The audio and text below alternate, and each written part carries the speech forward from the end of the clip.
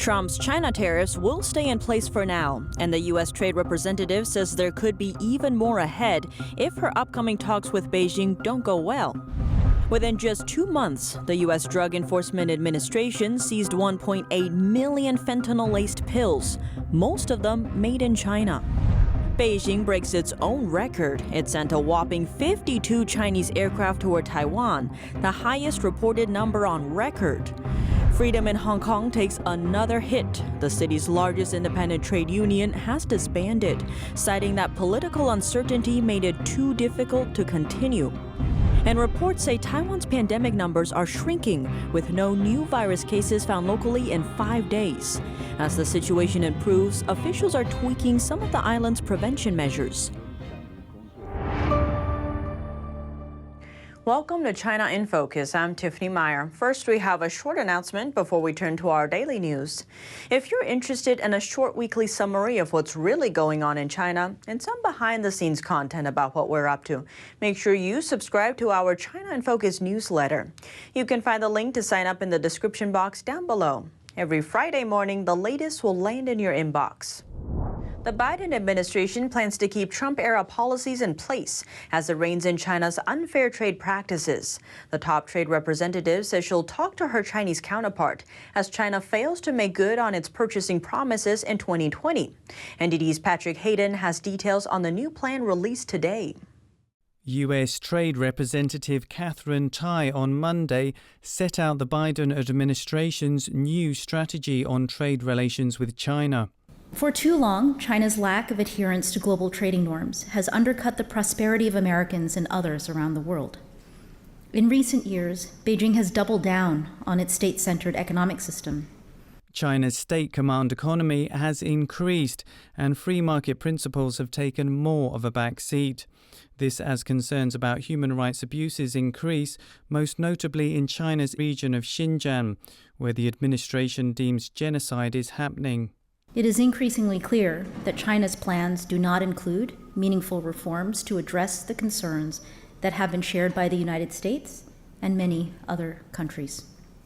China failed to deliver on a Trump-era Phase 1 trade deal, in which China agreed to buy $200 billion of U.S. goods during this and last year.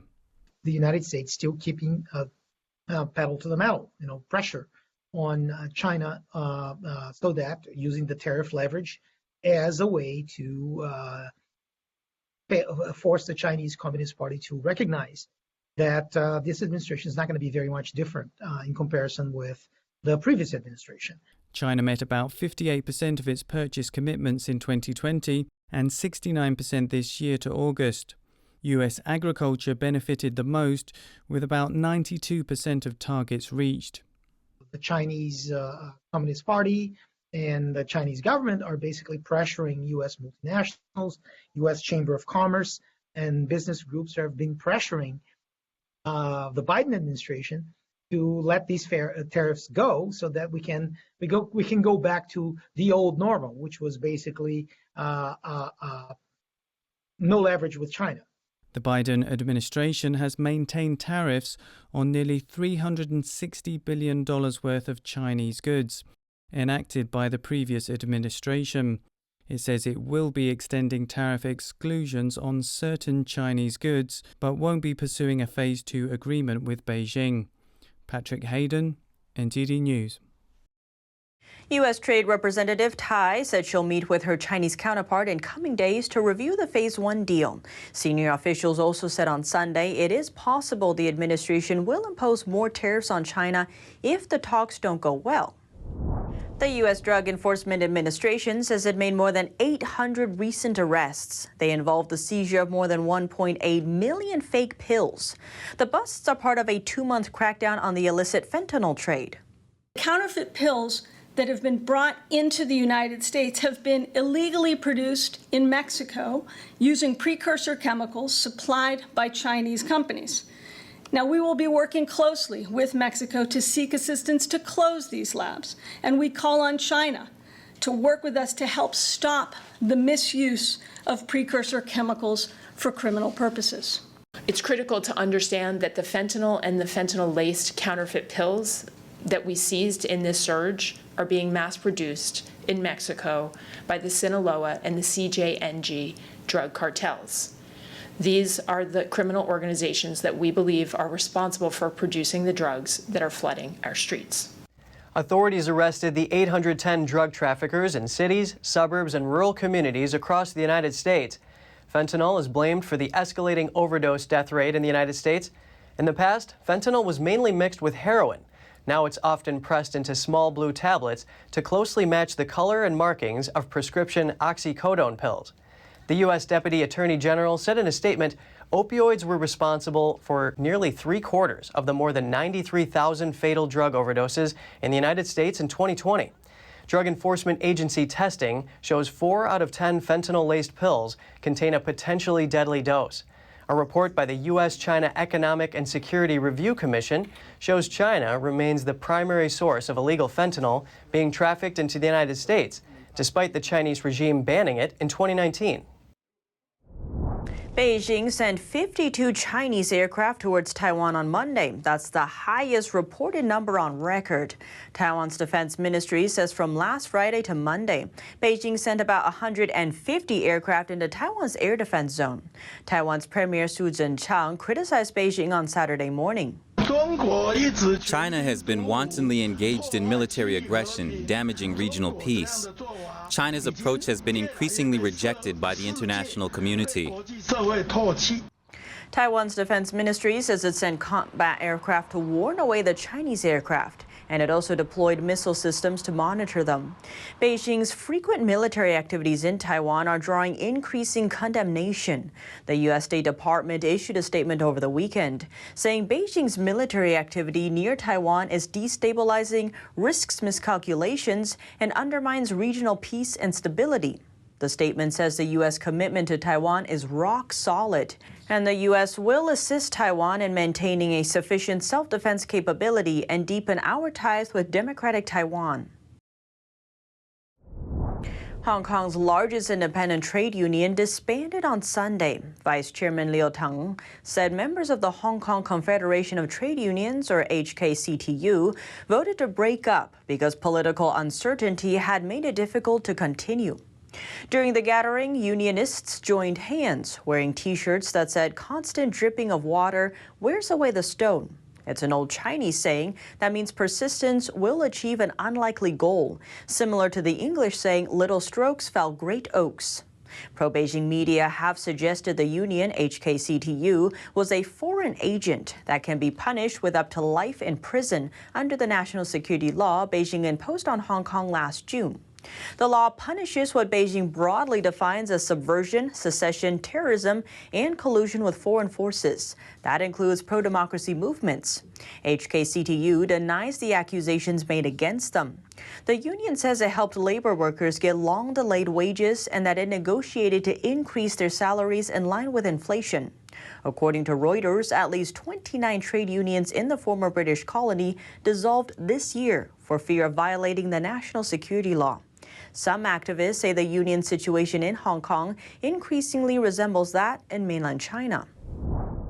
The communist regime is further fanning the flames of anti-U.S. sentiment. A new film glorifying Chinese soldiers fighting Americans in the Korean War is breaking a global box office record. According to Variety, China's The Battle at Lake Changjing was the highest-grossing movie anywhere in the world over the past weekend, earning $203 million. The movie portrays the brutal 1950 Battle of Chosin Reservoir during the Korean War, which the Chinese regime officially calls the war to resist American aggression and aid Korea. Chinese authorities have issued orders that movies should focus on themes such as loving the party, the country, and socialism, and sing the praises of the Chinese Communist Party, the motherland, the people, and its heroes, which this tearjerker tries to do. Chinese media reported that it's the country's most expensive movie, costing as much as $200 million and using 7,000 film crew and 70,000 background actors. The film is co-directed by A-list Chinese and Hong Kong filmmakers and enlisted young Chinese super idols who have tremendous influence among young people in China. That includes Jackson Yi. The 20-year-old has over 70 million followers on Chinese social media platform Weibo and topped the Forbes China Celebrity wanted list for the second year in a row. Another cast member is Wu Jing, whose previous nationalist film Wolf Warrior 2 is China's highest-grossing movie. China in recent years has seen more movies that cast American Army, Marines, or nationals as the main villains, who are then defeated by Chinese communist soldiers. The regime may be trying to strengthen young Chinese people's anti-American sentiments and pump up their loyalty to the Communist Party. The Battle of Lake Changjin is one of the Korean War's bloodiest battles. Estimates of Chinese casualties range from nearly 20,000 to 60,000, almost half the number of the entire Chinese troop.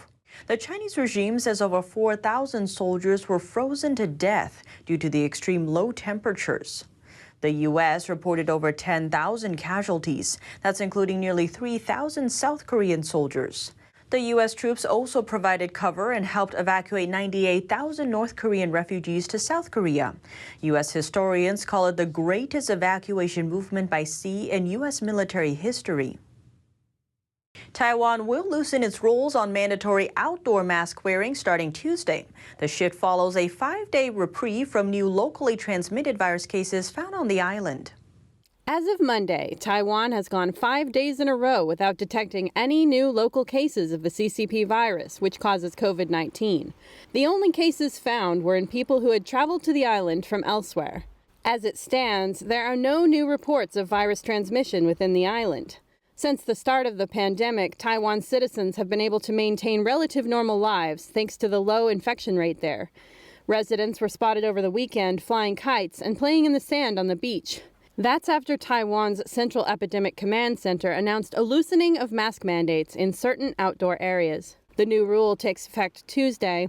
Workers in agriculture, forestry, fishery, or animal husbandry don't need to wear a mask while working in an open area, such as in a field, a fish farm, or a mountain forest. But they still have to take a mask with them in case someone approaches them. They still have to wear a mask when people come in contact with each other. In addition, starting from Tuesday, restaurant dividers for separating tables will no longer be required. Taiwan's colleges also started in-person classes on Monday. China's restrictive practices may be coming back to bite it. They are causing a holdup with Beijing's application to join a major free trade pact. That's according to Taiwan's economy minister, who says if China joins before Taiwan, there's a risk it could block Taiwan's application. NDD's Don Ma has more. China wants to join a major free trade pact, and Taiwan's Minister of Economic Affairs highlighted some obstacles. Last month, both China and Taiwan applied to join the Comprehensive and Progressive Agreement for Trans-Pacific Partnership, or CPTPP. But any new country that wants to join the pact needs the consent of all current member countries. Taiwan's Economic Affairs Minister Wang Meihua says she's not aware of any CPTPP member objecting to their application, though she can't say the same about China. At least we didn't hear any members expressing objections to Taiwan's application, unlike when China handed in its application. In fact, some countries mentioned that there are so many unresolved disputes between China and them, how it is possible to go ahead with the negotiations. At least we think it's very good that no country has expressed this kind of opinion towards Taiwan. Another obstacle that could prevent China from joining is the regime's own domestic laws. But the biggest obstacle to China joining the CPTPP is that the CPTPP has some regulations that create problems for China's current system, including the flow of information on the internet, the system of state-owned industries and subsidies, labor rights like the right to form labor unions, and so on. All of those challenge the core of China's system. Wang doubts that China will change just for the trade deal. Look at the information in China. Nothing can enter. Facebook can't enter. Google also can't enter. So is it possible that China creates a free flow of information just to join the CPTPP? I am not so sure. If this system is not changed, how can they enter the CPTPP? If China gets into the pact first, it will likely block Taiwan from getting in. Wang says whatever organization Taiwan wants to join, China always opposes. Don Ma, NTD News. If you scroll through Twitter much before the 2020 U.S. election, you may have come across one or two memes making fun of either President Trump or President Biden. They may seem perfectly normal, but not all of them are so innocent. Some of them don't come from American voters with strong opinions one way or the other, but rather from Chinese soldiers working from Fujian province inside Fuzhou City. Officially, they are known as the People's Liberation Army Unit 61716 or Base 311. This is just one example of the gigantic system the Chinese Communist Party uses to influence networks around the world. A fuller picture is detailed in a 600-plus page report recently published by a military-linked French think tank. In an earlier interview with Radio Free Asia, Alicia Fuset, expert on Chinese discourse power, said that these are not ordinary soldiers. Instead, they make up a group of foreign relations experts who know how to interfere with other countries' affairs through social media. She added that this army didn't just target then U.S. President Trump, but also President Biden and Vice President Kamala Harris. As for its goal, to discredit democratic values in all American political figures. Base 311 is also responsible for interfering with Taiwan's 2020 presidential election, where Beijing had a clearly preferred candidate. According to Chinese state media reports, the base is responsible for the war of public opinion, psychological warfare, and the war of law. Together, they make up the so-called three wars described by the Chinese Army's military strategy. The tactic aims to achieve military goals through non-military means during peace times. According to the report, psychological warfare is used to demoralize enemy forces, to dissuade them, to make them doubt, even to terrorize them in order to undermine their ability and will to fight. It is used to break the bond of trust between rulers and ruled, to disrupt the decision-making process of the enemy country. In other words, it is used to defeat the enemy without even having to fight him. The idea seems similar to Beijing's tactics for controlling the Uyghur Muslim population in Xinjiang. According to the French report, the regime is believed to forcibly harvest their organs and advertise them as halal organs, later selling them to customers from Muslim countries like Saudi Arabia. The psychological pressure was reportedly enforced to the point that even those who escaped to other countries refused to speak up. That's out of lingering fear of the Chinese regime. A Chinese property giant is causing jitters throughout the country's financial system. Trading in Evergrande shares stopped today after claims the indebted developer missed another major bond interest payment. Hong Kong Stock Exchange says shares of one of the company's units were also suspended, but they didn't say why. And it's also not clear who halted the shares. Evergrande's liabilities are worth about 2% of China's GDP, so its woes are concerning for the country's financial system and potential knock-on effects around the world. Though China's central bank did promise to protect homebuyers' interests. Shares in Evergrande have plunged 80% so far this year, while its property services unit has dropped 43%. Meanwhile, the group is scrambling to raise funds to pay its many lenders and suppliers. More investors are planning to reduce their exposure to China. A new survey by major fund manager Invesco shows 3 times as many investors like pension funds and insurers are planning to reduce their China allocation compared to a 2019 survey. And 20% fewer investors are planning to increase their China allocations compared to 2019. The Chinese Communist Party's suppression of private businesses this year has spooked some investors.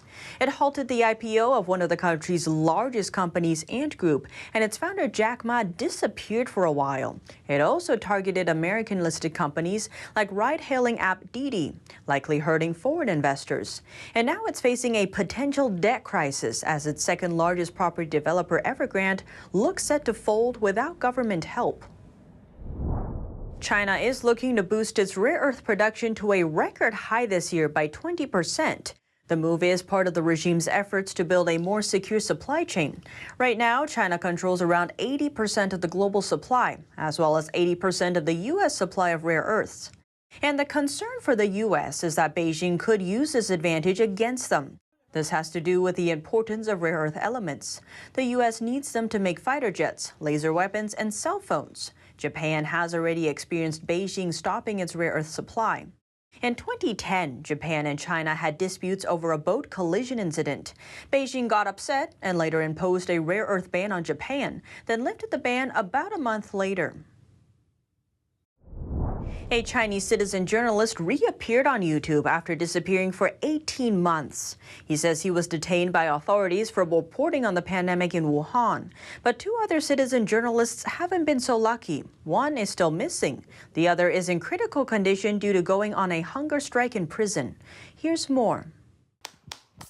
Citizen journalist Chen Qiushi is back on his YouTube channel after disappearing for over a year and a half. Chen's sudden departure came because of his reports on the Chinese Communist Party virus, which caused COVID-19 in Wuhan early last year. He's a lawyer and a talk show host. In January 2020, during the initial phase of Wuhan's outbreak, Chen visited hospitals, funeral houses, and residential areas in the city. His goal was to report on the true situation inside the epicenter. He posted a number of videos online warning people about what was happening, but local authorities weren't pleased. He mentioned in one video that he had gotten warnings from them, telling him they were prepared to detain him if he didn't stop. People lost contact with him in February 2020.